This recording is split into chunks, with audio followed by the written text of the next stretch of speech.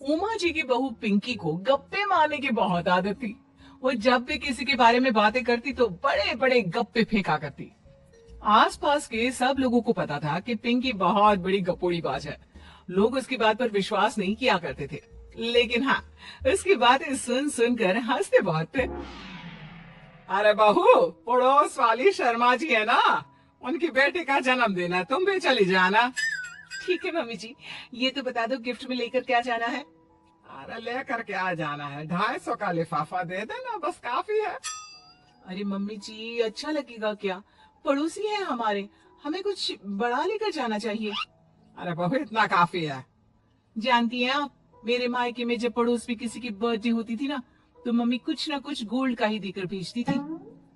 पड़ोसी के बर्थडे में सोना? कैसी बातें करती हो। और नहीं तो क्या, आपकी तरह थोड़ी ना लिफाफा पकड़ा दिया।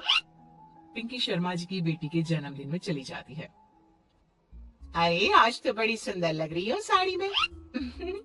जी मैं तो लहंगा पहनकर आने वाली थी, मम्मी जी नहीं मानी। अरे बेटा, बर्थडे पार्टी में तो साड़ी चल जाती है। मेरा मतलब कोई शादी थोड़ी ना है। कैसी बात कर रही हैं आप आंटी जी? मेरे मायके में तो छोटे छोटे फंक्शन भी हम लोग लहंगा बनवाते थे बुटीक से, डिजाइन करवा कर। चाहे पड़ोस में किसी का जन्मदिन हो, मेरी मम्मी हमेशा बुटीक से नया लहंगा डिजाइन करवाती थी। मैंने तो ऐसा कहीं नहीं देखा। ये तो तुमने आज बड़े कमाल की बात बताई। अरे जाने दीजिए, कोई बात नहीं। और बताइए, आपकी बेटी नजर नहीं आ रही। अरे भाभी, मैं यहाँ हूँ।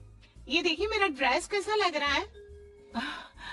ठीक ही है, मतलब बच्ची के हिसाब से थोड़ा हल्का है ना।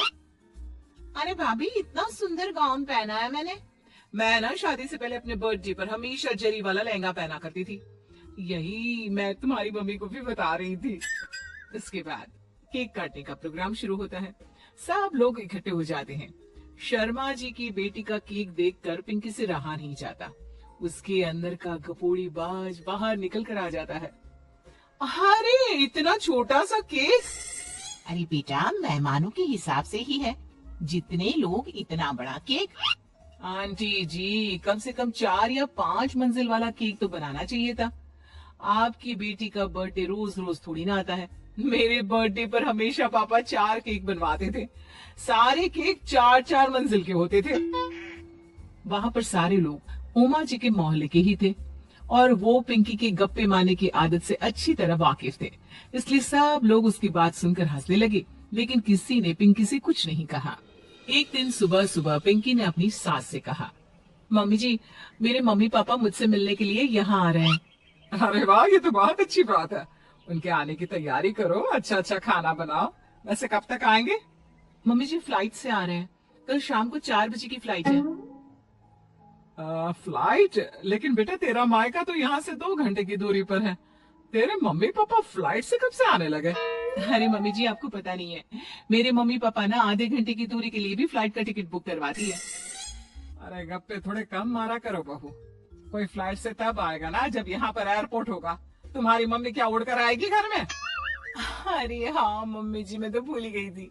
वो क्या ना, मेरे मम्मी पापा हमेशा फ्लाइट से ही ट्रेवल करते हैं, तो मेरे दिमाग से ही निकल गया था। अगले दिन पिंकी के मम्मी और पापा पिंकी से मिलने के लिए उसके घर आते हैं। आइए आइए जी, आपका बहुत बहुत स्वागत है। और समदन जी, हमारी बेटे की कोई शिकायत तो नहीं ना? ठीक से संभाल लिया है ना आपका घर? अरे मेरी बहू बहुत समझदार है, घर का काम बहुत अच्छे तरीके से करती है। बस थोड़ा ज्यादा बोलने की आदत है उसे, आपको परेशान करती होगी ना। बात तो आपकी सही है, उसकी थोड़ा ज्यादा नहीं बहुत ज्यादा बोलने की आदत है। लेकिन कोई बात नहीं, आपकी बेटी दिल की बहुत अच्छी है, बस थोड़ा बोलती ही तो ज्यादा है। पिंकी बेटा, इधर आओ, देखो तुम्हारे मम्मी पापा आए हैं। तुमने इनके लिए खाना तो बना लिया ना? वो क्या है ना मम्मी जी, आपसे एक बात कहनी थी। हाँ हाँ बोलो बहू, क्या बात है? डरने की कोई जरूरत नहीं। वो मम्मी जी, मैंने सोचा मम्मी पापा आए हैं तो खाना बाहर से मंगवा लेती हूँ। अरे कोई बात नहीं बेटा, वैसे भी तुम किचन में काम करने लग जाती तो अपने मम्मी पापा से बात कब करती। बहुत अच्छा किया। अब तुम अपने मम्मी पापा के साथ बैठकर आराम से बात करो, मैं अंदर जाती हूँ। शाम का वक्त जैसे ही दरवाजे की घंटी बजी, 3-4 लोग हाथों में खाने के बहुत सारे पैकेट लेकर उमा जी के घर पहुंच गए।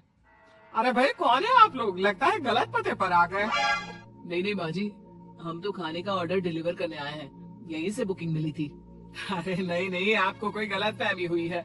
हमारे यहाँ तो 2 ही मेहमान आए हैं। आपके हाथ के पैकेट देखकर लगता है इसमें 50 लोगों का खाना है।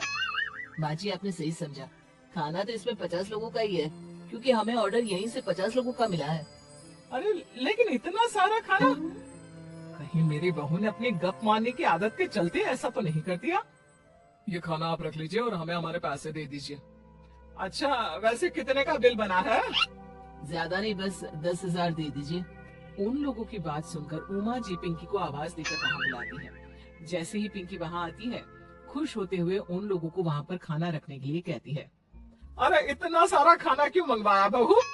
अरे मम्मी जी, मैंने आपको बताया तो था, मम्मी पापा आए हैं तो मैं खाना बाहर से मंगवा रही हूँ। ये बात सही है बेटा, लेकिन 2 लोगों के लिए 50 लोगों का खाना? अरे मम्मी जी, कुछ कम पड़ जाए तो अच्छा थोड़ी ना लगता है, और मेरे मायके में तो ऐसा ही होता है, एक्स्ट्रा खाना मंगवाते हैं हम लोग।